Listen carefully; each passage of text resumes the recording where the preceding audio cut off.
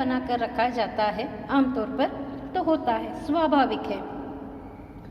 बचपन में हम लोग किए हैं या फिर करते होंगे। हमारे घर में हम ही चोरी करके खाते हैं, आमतौर पर ये होता ही है। तो हम लोग जो चोरी करते हैं, जब हमारा बुद्धि बढ़ जाती है या फिर हम इस समझ में आ जाते हैं कि चोरी करना गलत काम है, तो कभी हम लोग चोरी करने के लिए नहीं जाते हैं। तो वही हमारे मन को लेकर कह रहा है। जो व्यक्ति समझदार है, जिस व्यक्ति के मन में अच्छे काम करने के लिए प्रेरणा मिल रहा हो, तो कभी वो अपने घर में चोरी करके नहीं खाता है। वही जो व्यक्ति इस तरह अगर गलत काम भी करता है, तो उसके मन में ये कोट रहता है या फिर उसका मन बार बार कोसता है कि तुमने चोरी किया है, चोरी करके तुमने खाया है। जब हम लोग अपने ही घर में चोरी करके खाते हैं, तो स्वाभाविक है हमारा मन कोसना ज़रूरी है, क्योंकि हम लोग चोरी करके खाएंगे तो कैसे रहेगा, ये ठीक नहीं लगता है। जो कभी चोरी करना नहीं जानता हो, चोरी करना नहीं चाहता हो, तो उसके संदर्भ में ये ज़्यादा जो है उनका मन बार बार उसे टकराता है, बार बार उसे कहता है या फिर कोसता है। कोसना मतलब आरोप करना है, ब्लेम करना है। तो उसका मन उसे बार बार ब्लेम करता है कि तुमने चोरी किया है। तो इस तरह जो है हमें नहीं करना है। तो जो व्यक्ति इस तरह का करता है, चोरी करके खाता है, तो उसके मन में ये डर जो है अंदर ही अंदर रहता है। चोरी तो किया होगा, अगर वो धर्म के साथ अगर किया होता तो कभी वो चोरी नहीं करता। धर्म का पालन नहीं किया है, अब उनका मन जो है अच्छे काम की ओर उसे प्रेरणा नहीं दिया है, इसलिए उन्होंने ऐसा काम कर दिया है। लेकिन मतलब अंतर बता रहे अच्छे और बुरे के संदर्भ में, या फिर अच्छा काम बुरा काम करने में हमारा मन कैसे वो साथ देता है, इसका उदाहरण लेखक दे रहे हैं। तो उसके संदर्भ में लेखक कह रहे अच्छा जो नहीं करता है, बुरा जिन्होंने सुना है, तो उसकी हालत ऐसे होती है कि उनके मन में डरा डरा सा रहता है, वो डर कर रहता है, चोरी छुपे भागते रहता है। चोरी करने के बाद भी खुद को वो चोरी समझने के बाद भी जो है उसे ऐसे ही मौन रहना होता है। कई सारे अलग अलग वहाँ पर प्रतिक्रियाएँ आते हैं। वही व्यक्ति अगर उसका मन अच्छे की ओर प्रेरणा किया हो, उसका मन अच्छा काम करने के लिए अगर उकसाया हो, तो उसके संदर्भ में क्या होता है, तो वो व्यक्ति या फिर वो लड़का जो है चोरी करके नहीं खाएगा। उसको माता को या फिर जो कोई भी घर में बड़े हैं तो उनसे पूछ कर वो खा लेता है, और उनका जो इस तरह का कार्य है या फिर खाने का जो कर्म उन्होंने पूर्ण किया है, तो वो संतृप्ति के साथ करता है, प्रसन्नचित्त होकर करता है, उसे उसमें खुशी मिलती है। तो अगर उस तरह का काम मतलब उसका मन अच्छाई की ओर प्रेरणा किया है ना, पूछकर खाने के लिए उसका मन उकसाया है, तो उन्होंने पूछकर ही खाया है, चोरी छिपे नहीं खाया है। तो इस कारण से उसका मन जो है, तो वहाँ पर उसके साथ अच्छे काम करने के कारण से उसका मन उसके साथ जो है अच्छा व्यवहार किया है, और ये जो अच्छा है उसे प्रसन्न रहने के लिए, खुशी रहने के लिए अवसर देता है। तो जिस तरह हमारा आत्मा ही हमें अगर कोसने लगेगी तो किस तरह का होगा, देखिए। तो आगे वो लेखक यहाँ पर कह रहे हैं, परंतु जब हम चोरी कर बैठते हैं तब हमारी आत्मा हमें कोसने लगती है। इसलिए हमारा यह धर्म है कि हमारी आत्मा हमें जो कहे उसके अनुसार हम करें। दृढ़ विश्वास रखो कि जब तुम्हारा मन किसी काम के करने से हिचकिचाए और दूर भागे, तब कभी तुम उस काम को न करो। तुम्हें अपना धर्म पालन करने में बहुधा कष्ट उठाना पड़ेगा, पर इससे तुम साहस न छोड़ो। क्या हुआ जब तुम्हारे पड़ोसी ठग विद्या और असत्य परता से धनचड्या हो गए और तुम कंगाल ही रह गए। तो देखिए लेखक यहाँ पर कह रहे हैं, आत्मा को लेकर बात कर रहे हैं। जो हमारी आत्मा अच्छे काम के लिए उकसाता है, कभी कभी बुरा काम करने के लिए उकसाता है। जो अच्छाई की ओर चलता है तो उसकी आत्मा सटीक है, या फिर उनका काम अच्छे होते हैं, सटीक होते हैं, अच्छे होते हैं। तो देखिए लेखक यहाँ पर आत्मा को लेकर बात कर रहे हैं। जो सच्चा व्यक्ति होता है, सच्चे मार्ग पर चलने वाला होता है, या फिर अपने कार्य को, कर्म को निभाने वाला होता है, कभी अपने मन से बुरे विचार नहीं आता है, या फिर उसका मन, उसकी आत्मा बुरे करने के लिए उकसाता नहीं है। तो इसीलिए अगर कुछ भी करना हो, पहले हमें अपनी आत्मा की आवाज़ हमें सुननी है। जो हमारी आत्मा हमें प्रेरणा देती है, जो अच्छा करने के लिए प्रोत्साहित करती है, तो उसकी ओर हमें आगे बढ़ना है। तो यहाँ पर जो है कभी कभार हम लोग जो है अपने विश्वास के साथ कह सकते हैं, या फिर किसी काम के संदर्भ में कह सकते हैं, कभी कभी अड़चन आते हैं। ज़रूरी है, आना भी है, आते भी हैं। तो इन अड़चनों को, बाधाओं को अगर हम लोग बुरा कहकर पीछे हट जाएंगे, या फिर अच्छा काम करने से हिचकिचाएंगे, तो इससे नुकसान किसे होगा? हमें ही होगा। तो दूसरों को देखकर हमें नुकसान पहुंचाना नहीं है, या फिर काम करने से दूर भागना नहीं है। हमारा कर्तव्य जो है हमें वो निभाते रहना है, मतलब अच्छा काम करने के संदर्भ में कभी हमें पीछे नहीं हटना है। कहीं पर मैंने ये भी पढ़ा था कि कहा जाता है कि हम लोग अच्छा काम करते या नहीं, दूसरों के प्रति हम अच्छा करते या नहीं बाद की बात है, लेकिन हम लोगों को कभी दूसरों के प्रति बुरा भी जो है सोचना नहीं है। अगर हमारे मन में दूसरे के प्रति हो, समाज के प्रति हो, कुछ अच्छा करने का सोच भी आता है, ये अच्छा काम करने के समान होता है कहा जाता है। देखिए, सिर्फ हमारी सोच कितनी बदलाव ला सकती है हर संदर्भ में। तो इसीलिए लेखक कह रहे हैं, अगर हमारे मन में कर्तव्य करने के लिए उकसाया गया, कोई काम करने के लिए हमें प्रेरणा मिलती है हमारी आत्मा से अच्छे काम करने के संदर्भ में, तो कभी हमें पीछे नहीं हटना है।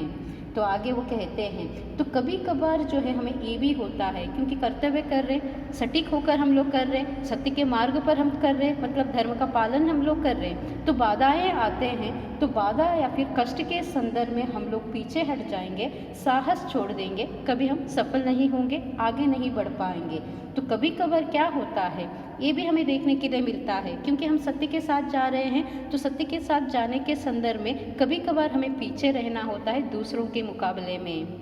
जो बुरे मार्ग पर जा रहे, झूठे मार्ग पर जा रहे, हमसे आगे निकल कर चले जाते हैं, ठीक है, क्योंकि उदाहरण वो देते हैं जो हमारी पड़ोसी है, ठग विद्या वगैरह जानते हैं, मतलब धोखा देना वगैरह जो जानते हैं, जो असत्य के राह पर चल रहे हैं, तो उनके संदर्भ में हम लोग पीछे हट जाएंगे। लेकिन कितने हम पीछे हटेंगे, कुछ समय के लिए, कुछ संदर्भ के लिए हम पीछे होंगे, लेकिन आखिरी जीत किसकी होगी, हमारी ही होगी। हम लोग ही उसे जो है जीत जाएंगे, क्योंकि हम सत्य के साथ है, धर्म के साथ है। कहा जाता है हमेशा धर्म का विजय होता है, धर्म का ही हम लोग या फिर धर्म का जो पालन हम लोग करते हैं वही अंतिम होता है, उसी का जो सफलता है सच्ची में हमें तसल्ली देने वाला है, शांति देने वाला है। बुरे मार्ग पर चलकर हम बहुत कुछ हासिल कर सकते हैं, क्या उससे हमें तसल्ली मिलेगी, सुकून मिलेगा, कभी नहीं मिलेगा। तो इसीलिए लेखक कह रहे हैं कि हम लोग जो है पड़ोसियों की तुलना में, हमारे साथीदारों के जो प्रतिस्पर्धी होते हैं उनकी तुलना में अगर हम लोग अपना अच्छा काम करना भी छोड़ देंगे, तो ये जो है हमारा नुकसान है, उनका नहीं, क्योंकि वो बुरे मार्ग अपनाए हैं तो हम भी बुरे मार्ग अपनाएंगे, तो ये सटीक नहीं होगा। आगे वो कहते हैं, क्या हुआ जो दूसरे लोगों ने झूठी चाटुकारी करके बड़ी बड़ी नौकरियां पाली और तुम्हें कुछ न मिला, और क्या हुआ जो दूसरे नीच कर्म करके सुख भोगते हैं और तुम सदा कष्ट में रहते हो। तुम अपने कर्तव्य धर्म को कभी न छोड़ो और देखो इससे बढ़कर संतोष और आदर क्या हो सकता है कि तुम अपने धर्म का पालन कर सकते हो। तो देखिए लेखक किस तरह कहते हैं, प्रश्न ही कर रहे हो क्या होता है अगर आपसे कोई आगे बढ़ गया हो, आपसे ज़्यादा किसी को कुछ ज़्यादा मिल गया हो, तो उससे क्या होगा कि वो लोग किस तरह हासिल किए हैं ये पहले हमें देखना है, क्योंकि वो लोग नीच कर्म करके वो लोग सुख भोगते हैं। जो बुरा मार्ग है या फिर बुरा कर्म है, बुरी तरह से है, तो उन सभी को अपनाकर वो लोग वहाँ पर काम करके सफलता का वो निशाना दिखाए हों। लेकिन हम लोग हमेशा कष्ट में हैं, बाधा में हैं, ये हमें सोचना नहीं है। ठीक है, उनके सामने हम कष्ट में हो सकते हैं, उनके सामने हम लोग नीचे हो सकते हैं, उनके स्तर के अनुसार या फिर जो हमारी गरिमा है या फिर उनके संदर्भ में, काम के संदर्भ में हो सकता है, हर संदर्भ में हम नीचे के स्तर पर क्यों ना हो, लेकिन कभी भी हमें अपने कर्तव्य को धर्म के साथ कभी जो है दूर नहीं करना है या फिर अलग नहीं करना है। धर्म का पालन हम कर्तव्य के साथ करते जाएंगे, आखिरी जो सफलता है हमारा ही होगा, विजय हमारा ही होता है। क्योंकि अगर हम लोग इससे पीछे भागेंगे, इससे दूर भागेंगे, तो वो सटीक नहीं होता है। लेखक कहते हैं, हम लोगों का जीवन सदा अनेक कार्यों में व्यग्र रहता है, हम लोगों को सदा काम करते ही बीतता है। इसलिए हम लोगों को इस बात का पूरा ध्यान रखना चाहिए कि हम लोग सदा अपने धर्म के अनुसार काम करें और कभी उसके पथ पर से न हटे।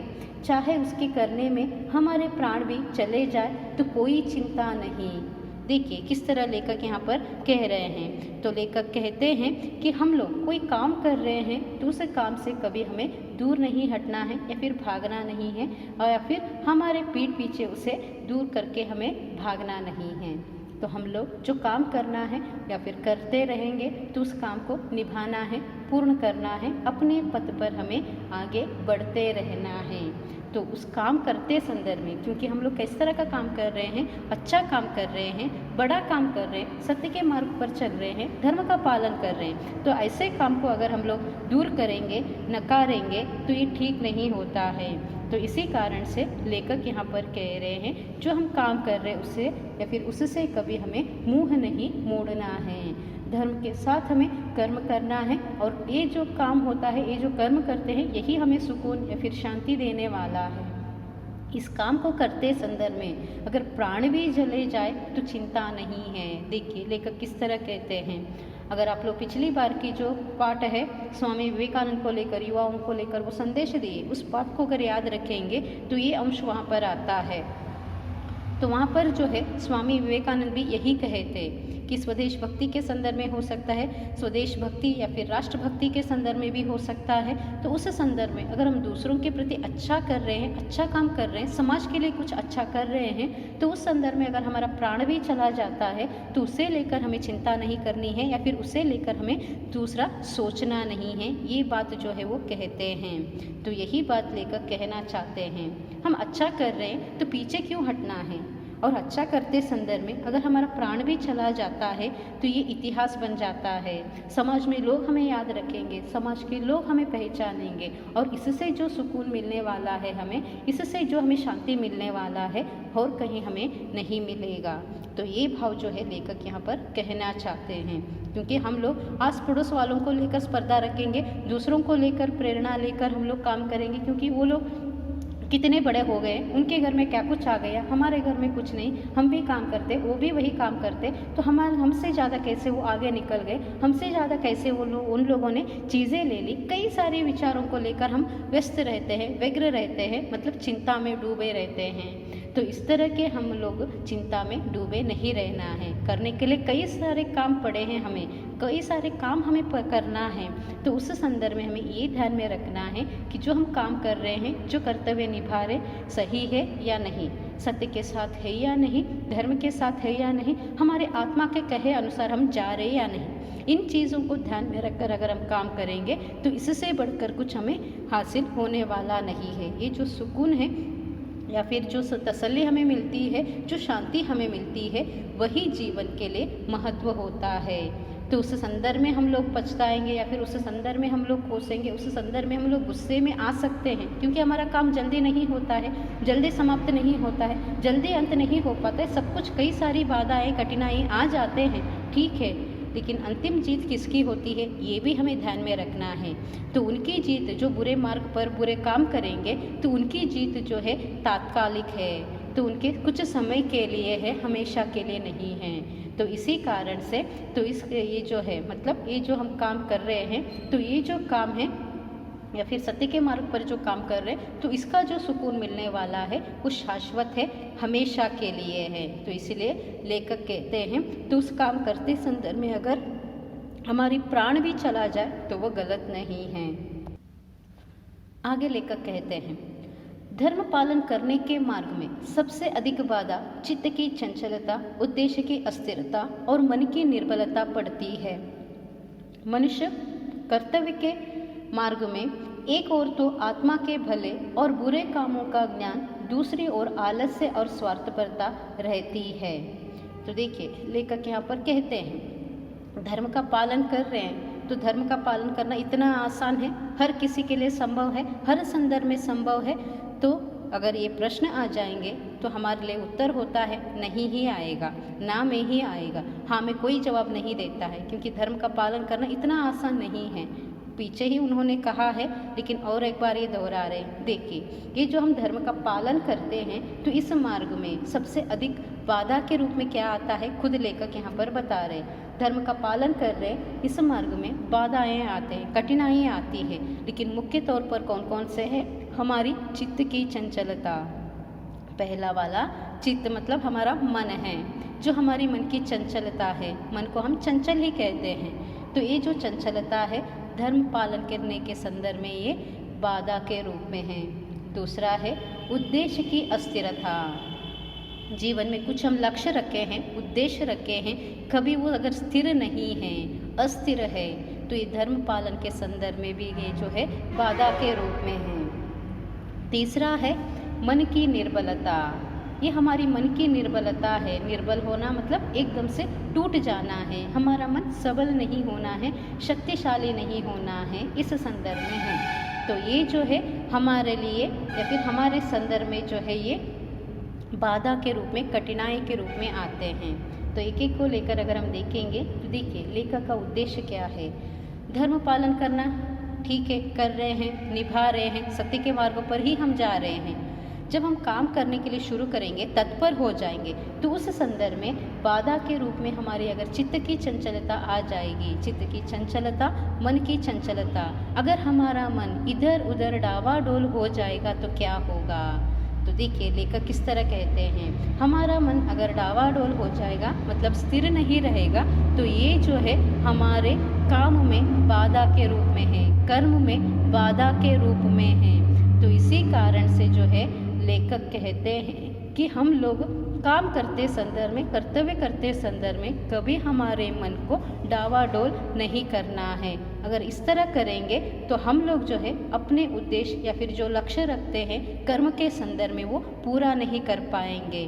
तो लेखक यहाँ पर दूसरा बाधा को लेकर कहते हैं, तो वो जो है उद्देश्य की अस्थिरता। तो उद्देश्य की अस्थिरता मतलब जो हम काम करने का उद्देश्य है, लक्ष्य है, मतलब जो काम कर रहे हैं, निभा रहे हैं, उसे पूर्ण करना है, वही हमारे सामने उद्देश्य के रूप में है। कोई लक्ष्य रखे हैं, कुछ हमें हासिल करना है, हमारे मंजिल तक पहुंचना है, तो उस लक्ष्य में ही हमें स्थिरता नहीं है। अस्थिर होना, ठीक से खड़े नहीं रहना है या फिर ठीक से हम लोग उसे अटल बनाकर नहीं रखना है, इस अर्थ में आता है। अगर हमारा लक्ष्य ही स्थिर नहीं है तो कैसे हम अपने लक्ष्य तक पहुंचेंगे या फिर हमारे लक्ष्य को प्राप्त करेंगे। तो इसीलिए लेखक कहते हैं उद्देश्य की अस्थिरता मतलब हम अपने लक्ष्य को ही स्थिर नहीं रखेंगे, तो ये भी जो है धर्म पालन के संदर्भ में बाधा के रूप में है। तो धर्म पालन करना किस तरह का है, तो कितना कठिनाई है, इस बाधा के रूप में लेखक यहाँ पर कह रहे हैं। चित्त को हमें चंचल नहीं बनाना है, मन को इधर उधर भागने के लिए नहीं देना है। एक काम करने के लिए, कर्म के लिए जुड़ गए हैं तो उसे पूर्ण करना ही है, और उसके साथ जो काम है, हमारा लक्ष्य है, उद्देश्य है, उसे पूर्ण करना, किस तरह पूर्ण करना है, उसी उद्देश्य को हमें स्थिर रखना है। उस उद्देश्य को इधर उधर करके या फिर उसके बदलाव में हमें साथीदार नहीं बनना है। जो उद्देश्य रखे हैं उसमें कभी बदलाव, परिवर्तन नहीं करना है जब हम धर्म के साथ चल रहे हो। तीसरा है, ये बहुत ही आवश्यक है। इस बाधा को अगर हम टाल जाएंगे या फिर टलने के लिए देंगे, आसानी से हम अपने धर्म का पालन जो है कर सकते हैं, हमारे काम में हम लोग सफल हो सकते हैं। जो है तीसरा है कि हमारी मन की निर्बलता। अगर हम अपने मन को ही निर्बल बनाएंगे, शक्तिहीन बनाएंगे, निर्बल बनाएंगे तो कैसे चलेगा। हमारा मन ही है, आत्मा ही है जो हमें काम करने के लिए प्रेरित करता है, उकसाता है, सभी के लिए मूल है। पीछे लेखक ने भी कहा है ना, ध्यान में रहा होगा, जो हमारे मन में ऐसी शक्ति है जो हमें काम करने के लिए प्रेरित करता है। इस शक्ति को ही हम निर्बल बनाएंगे, शक्तिहीन बनाएंगे तो कैसे हम काम कर पाएंगे। तो इसीलिए लेखक का कहना है जो तीसरा अंश है बहुत ही बहुत ही आवश्यक है हम लोगों को आगे बढ़ने के लिए। हमारा मन शक्तिशाली है तो हम कुछ भी हासिल कर सकते हैं, कुछ भी जीत सकते हैं, कोई भी काम क्यों ना हो उसे हम पूर्ण कर सकते हैं। तो इसलिए लेखक कहते हैं या फिर कहना चाहते हैं कि ये जो हमारा मन है तो हर किसी के लिए प्रेरणा के रूप में है, तो उस प्रेरणा को कभी हमें निर्बल होने नहीं देना है।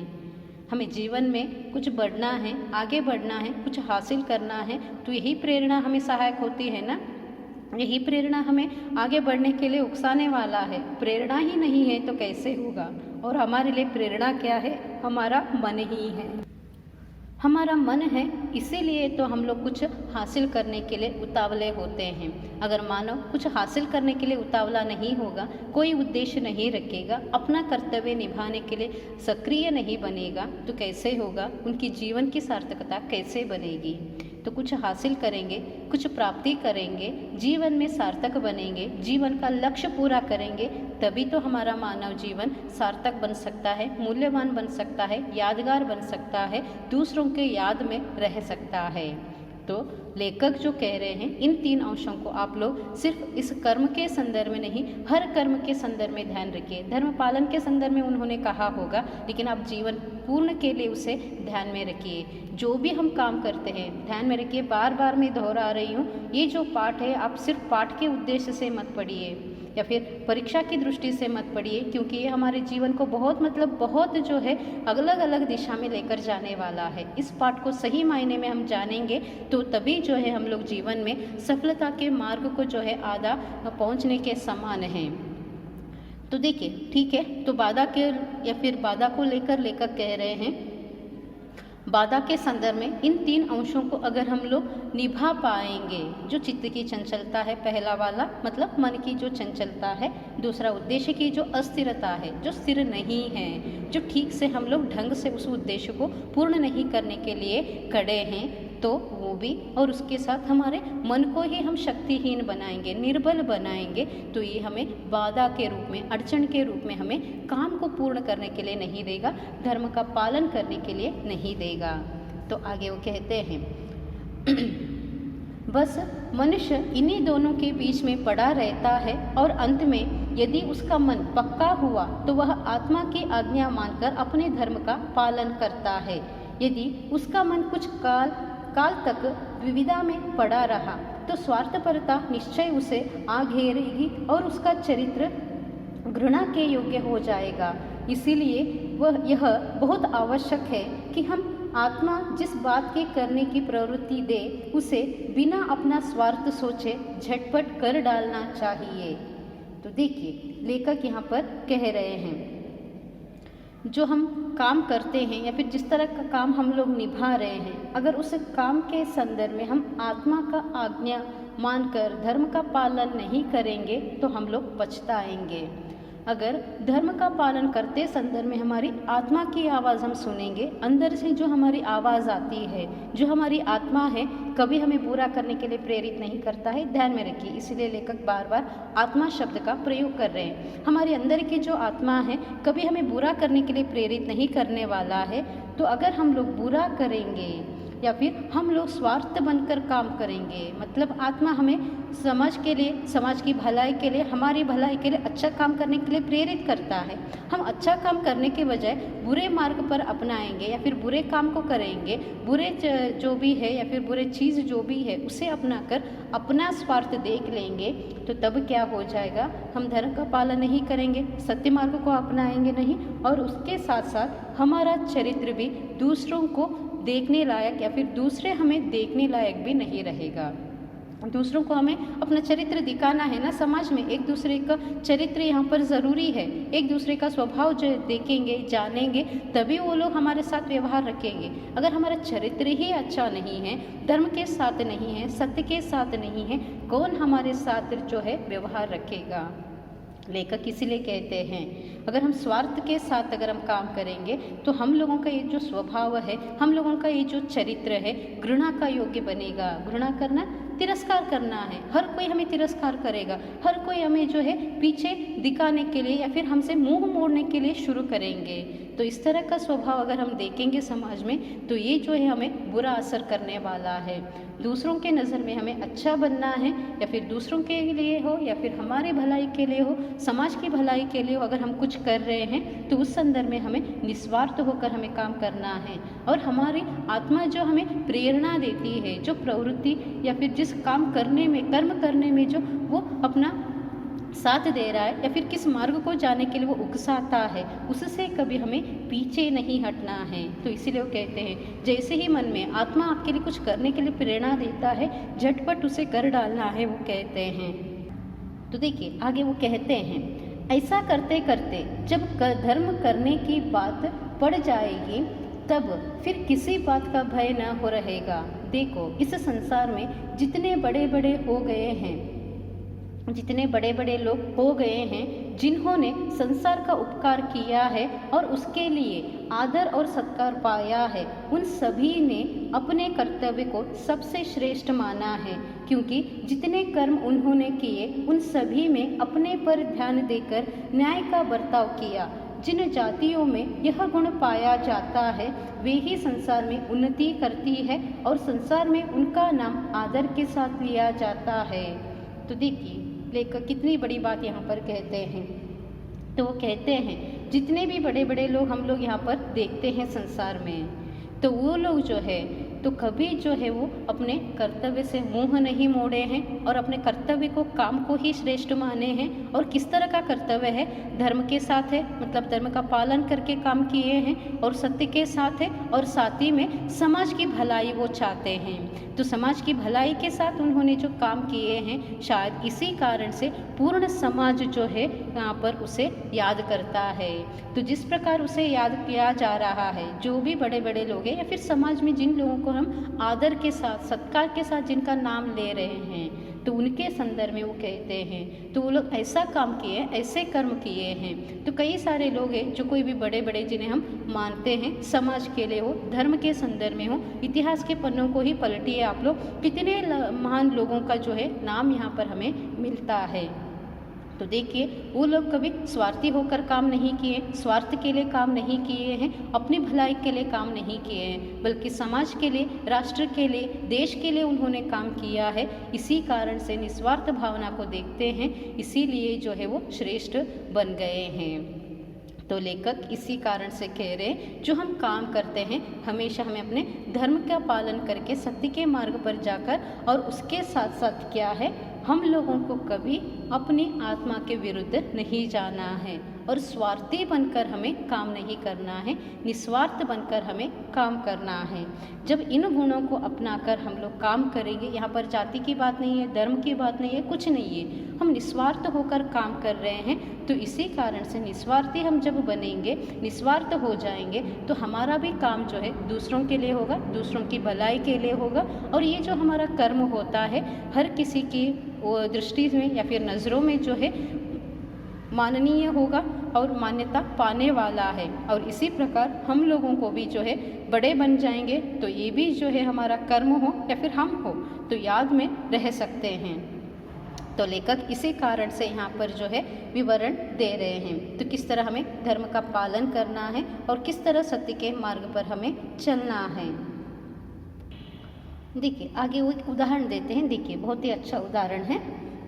एक समय किसी अंग्रेज जहाज में जब वह बीच समुद्र में था, एक छेद हो गया। उस पर बहुत सी स्त्रियां और पुरुष थे।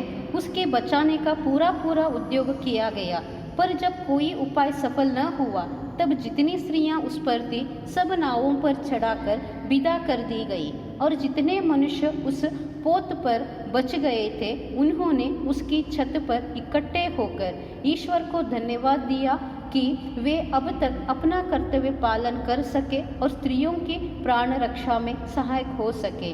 निदान इसी प्रकार ईश्वर की प्रार्थना करते करते उस पोत में पानी भर आया और वह डूब गया, पर वे लोग अपने स्थान पर ज्यों के त्यों खड़े रहे। उन्होंने अपने प्राण बचाने का कोई उद्योग नहीं किया।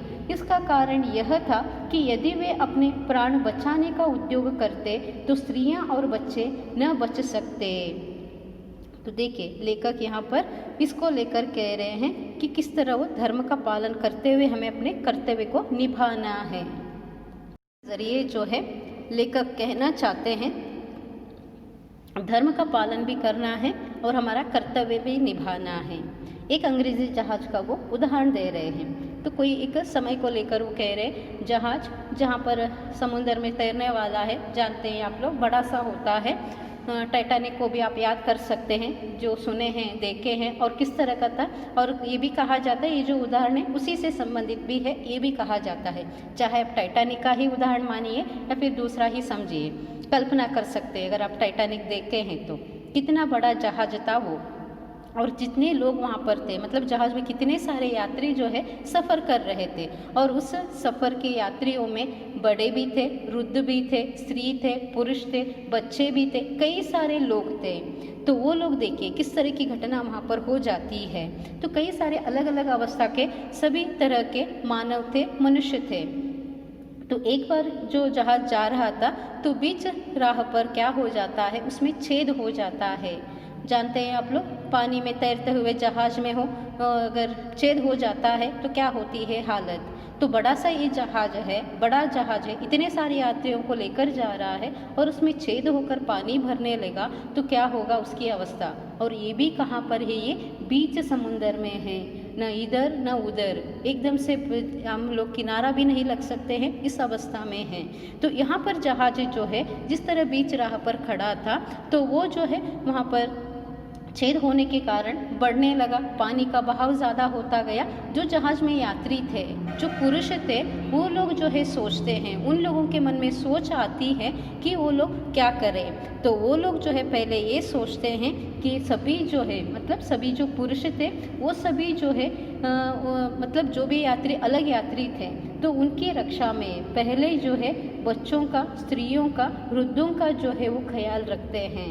अपने बारे में कभी सोचे नहीं वो लोग, पहले स्त्रियों को बचाने के लिए सोचते हैं, वृद्धों को बचाने के लिए और बच्चों को बचाने के लिए वो जो है वहाँ पर तत्पर होते हैं। तो उनकी जो प्राण रक्षा है या फिर खुद की प्राण रक्षा सोचे बिना, खुद का संरक्षण किए बिना वो लोग जो है पहले इस बात को सोचते हैं, इस बात का तय करते हैं, स्त्रियों को, बच्चों को, वृद्धों को पहले यहाँ से हमें निकालना है।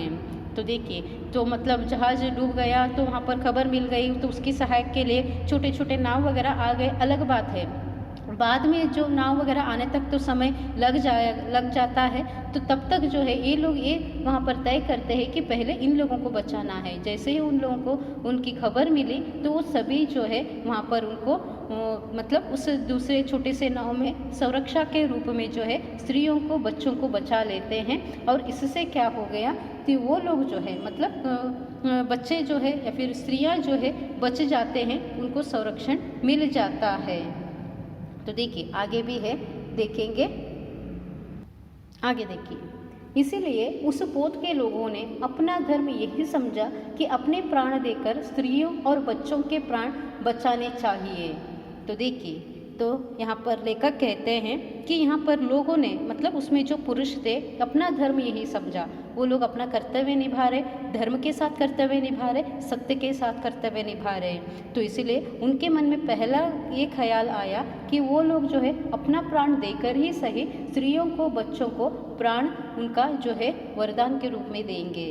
तो वो लोग अगर सोचते कि वो अपने आप को बचाकर निकल कर भाग जा सकते थे, लेकिन उनके मन में ये ख्याल नहीं आया, पुरुषों के मन में ये ख्याल नहीं आया, तो उनके मन में पहले स्त्रियों के प्रति, बच्चों के प्रति, जो असहायक है उनके प्रति सहायता करने के लिए आया। तो इसीलिए वो लोग जो है इस प्रकार अपना कर्तव्य धर्म के साथ जो है वो पालन करते हैं। तो आगे वो दूसरा उदाहरण देते हैं, देखिए ये मज़ेदार है। इसी के विरुद्ध फ्रांस देश के रहने वालों ने एक डूबते हुए जहाज पर से अपने प्राण तो बचाए, किंतु उस पोत पर जितनी स्त्रियां और बच्चे थे उन सभी को उसी पर छोड़ दिया। इस नीच कर्म की सारे संसार में निंदा हुई। इसी प्रकार जो लोग स्वार्थी होकर अपने कर्तव्य पर ध्यान नहीं देते वे संसार में लज्जित होते हैं और सब लोग उनसे घृणा करते हैं। तो देखिए, दूसरा उदाहरण लेकर यहाँ पर दे रहे हैं। तो दूसरे उदाहरण में ठीक पहले उदाहरण के विपरीत में है। फ्रांस में भी ऐसा ही हुआ था। तो फ्रांस का उदाहरण दे रहे हैं। तो फ्रांस में क्या हो गया था कि वहाँ पर भी जहाज है, डूबता जहाज है, शायद एक समान स्थिति में है। जहाँ पर ये जहाज डूबा हुआ था, डूब रहा था, तो उसी स्थिति में जो है यहाँ पर भी जहाज है जो डूब रहा है और यहाँ पर भी यात्रियाँ थी। तो हर किसी अर्ह अवस्था के यात्री यहाँ पर भी मौजूद थे, लेकिन डूबने की अवस्था में पुरुषों के मन में ये ख्याल नहीं आया कि हमें दूसरों को बचाना है। वो अपने आप को बचाकर आत्मरक्षा खुद की करते हुए वो लोग भागकर निकल गए। और वहाँ पर जहाज में जो असहायक स्त्रियाँ थी, बच्चे थे, वृद्ध थे, वो लोग कैसे भाग सकते हैं, कैसे वो तैरकर भागकर वहाँ पर किनारे लग सकते थे। तो हर किसी के संदर्भ में मुसीबत हो गई और कई सारे स्त्रियों का या फिर बच्चों का जो है प्राण वहाँ पर चला जाता है। तो खुद को बचाकर जो निकले थे पुरुष, उनके खिलाफ हर कोई जो है निंदा करते हैं, अवहेलना करते हैं। तो वो लोग जो है यहाँ पर देखिए किस तरह के दो उदाहरण लेकर दे रहे हैं। पहला उदाहरण था जहाँ पर हम लोग जो है धर्म का पालन करते हुए, मतलब पुरुष जो उस जहाज में थे धर्म का पालन करके पहले अपने बारे में सोचे बिना निस्वार्थ होकर समाज के लिए सेवा देते हैं, समाज के लोगों की भलाई के लिए वो काम करते हैं। इसीलिए वो जो है प्रशंसादायक बन गए, प्रशंसा के पात्र बन गए। हर कोई उसे जो है वहाँ पर तारीफ करने लगे या फिर उसको लेकर जय जयकार करने लगे, क्योंकि ये बड़ी बात है। क्योंकि वो लोग भी इसी तरह कर सकते थे, अपना जो प्राण है वो बचाकर दूसरों के बारे में सोचे बिना अपने आप रह सकते थे, लेकिन वो लोग ऐसा काम नहीं करते हैं। तो वो लोग जो है यहाँ पर पहले स्त्रियों के प्रति जो असहाय के, जो भाग नहीं सकते हैं, जो किनारा नहीं लग सकते हैं, उनके बारे में सोचते हैं। कितना बड़ा सोच है देखिए, कितनी महान कार्य वो करते हैं देखिए। अभी हमें घटना पढ़ने पर या फिर कहानी के संदर्भ में, उदाहरण के संदर्भ में पढ़ते हैं, छोटा लगता है, लेकिन उस समय को आप लोग कल्पना कीजिए, उस संदर्भ को आप लोग कल्पना कीजिए, उस समय कैसे हमारा मन काम करता है। पहले हम अपने आप को बचाने के लिए सोचते हैं, और ऐसे समय है जब हम दूसरों को बचाने के लिए सोचते हैं, ये बहुत बड़ा होता है। कम से कम हम उसे कोशिश करें या न करें, सोच तो हमें आनी है। पहले निस्वार्थ होकर हमें सोच करनी चाहिए, निस्वार्थ बनकर हमें अपने कर्म को निभाना है। तो दो उदाहरण में यही अंतर है। दोनों उदाहरण अगर हम देखेंगे तो किस तरह हम लोग स्वार्थी है, किस तरह हम लोग निस्वार्थी है, अपने आप हम लोग मूल्य दे सकते हैं। हम लोगों के मन में भी आता है ना, कई सारे समाज में लोगों को भी हम देखते हैं, कुछ लोग मदद करने के लिए बहुत आगे आ जाते हैं, कुछ लोग रहते हुए भी मदद नहीं करते हैं। तो ये निस्वार्थ है, स्वार्थ है, सब कुछ वहाँ पर मिला हुआ है। तो हमें कौन सा चुनना है, कौन सा मार्ग चुनना है, ये हम पर, हमारे मन पर, हमारे आत्मा पर निर्भर होता है। इसीलिए ये जो धर्म का पालन करना है, जब हम धर्म का पालन करेंगे, देखिए हर कोई उसी से जुड़ा हुआ है। धर्म का पालन करेंगे, सत्य के मार्ग पर चलेंगे, काम बात है कि हमारा मन जो है निस्वार्थ होकर ही सोचेगा, दूसरों की भलाई को लेकर ही सोचेगा। अगर हम धर्म का पालन नहीं कर रहे हैं, सत्य का मार्ग नहीं अपना रहे, बुरा ही काम कर रहे हैं, तो हमारा मन जो है बुरे मार्ग को ही अपनाएगा और स्वार्थी बनकर खुद की रक्षा में रह जाता है। जैसे दूसरे उदाहरण में देखते हैं, जहाँ पर हर कोई उसकी निंदा करते हैं, हर कोई जो है उसे घृणा देते हैं, मतलब तिरस्कार देते हैं, हर कोई उसे लज्जित करते हैं, उन पुरुषों को लज्जा की दृष्टि से देखते हैं, लज्जित करते हैं, शर्मिंदा होने के लिए मजबूर करते हैं। क्योंकि पुरुष होकर, मर्द होकर दूसरों की सहायता किए बिना, वो भी स्त्रियों के बच्चों की सहायता किए बिना खुद का स्वार्थ वो देखते हैं, तो ये जो है उनको ठीक नहीं लगता है। तो इसी कारण से जो है लेखक यहाँ पर कहते हैं कि किस तरह हमें धर्म का पालन करना है।